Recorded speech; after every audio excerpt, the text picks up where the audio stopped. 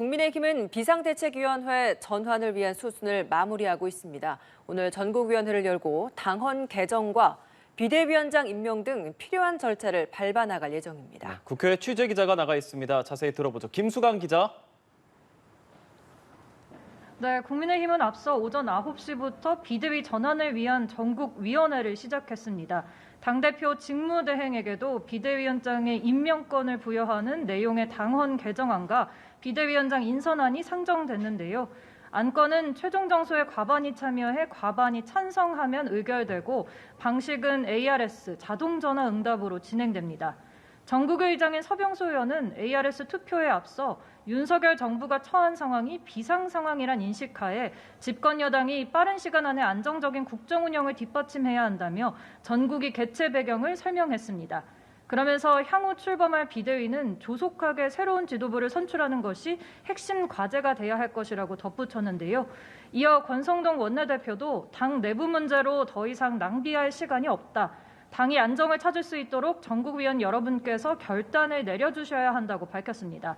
권 원내대표는 오늘 오후 2시 화상의원총회를 열고 비대위원장 인선에 대한 의견을 모으는 절차도 진행할 예정입니다.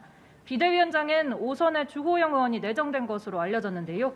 비대위로 전환하게 될 경우 사실상 자동 해임되는 이준석 대표는 가처분 신청 등 법적 대응을 준비하는 한편 오는 13일 기자회견을 개최하기로 한 상태입니다.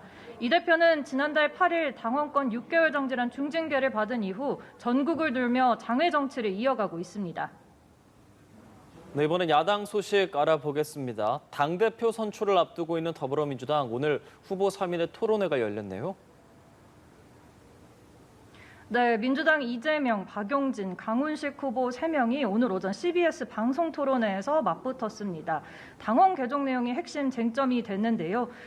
당원 80조는 뇌물과 불법 정치자금 수수 등 부정부패와 연루된 당직자가 기소될 경우 직무를 정지할 수 있도록 하는 내용을 담고 있습니다.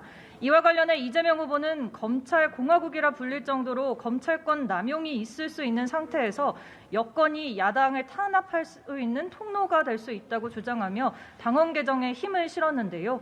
그러면서 본인과 관련돼 진행 중인 수사는 뇌물수수와 불법 정치자금 수수에 해당하는 사안이 아니라고도 부연했습니다.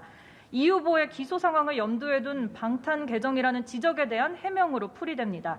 반면 박용진 후보는 어쩌다 민주당이 부정부패에 대한 결연한 의지를 표현하는 당규조차 개정하려는지 모르겠다며 이 후보를 몰아세웠습니다.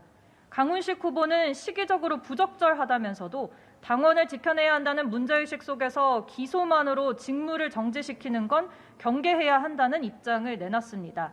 오늘 오후 5시 부산에서 열릴 방송 토론회에서 3명의 후보는 다시 한번 치열한 신경전을 이어갈 것으로 보입니다. 지금까지 국회에서 전해드렸습니다.